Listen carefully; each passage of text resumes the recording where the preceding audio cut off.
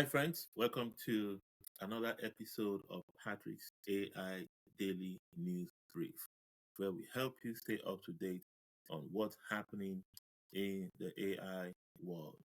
Thanks again to Informanos Analytics and Artificial Intelligence and 1 Million Teachers Technical and Leadership Institute for sponsoring this episode. First up on the news, Zania Monet, an AI-powered R&B artist created with Suno, just signed a multi-million-dollar record deal after climbing Billboard charts, including a number one on R&B digital song sales. Her songs are built on poetry and life stories, but her voice and production come through AI. So let's think about this. If labels are willing to spend millions on AI driven artists, is this the start of a new creative economy or the beginning of an identity crisis for music itself?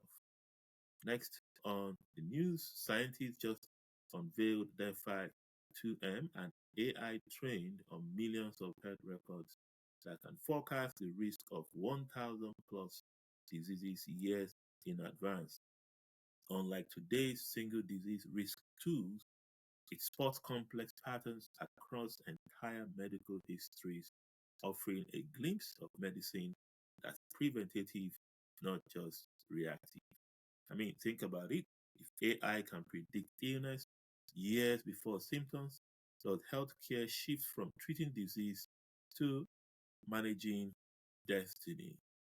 Next up on the news, Apple just launched the Watch Series 11 with an FDA-approved AI feature that can alert users to possible high blood pressure without using a cuff. Trained on data from more than 100,000 people, it could help the 1 billion people worldwide living with hypertension, half of whom don't even know they have it. So, what does this mean? I mean, when your watch can flag a silent killer like hypertension, is it still a gadget, or has it quietly become the most widespread health device on Earth?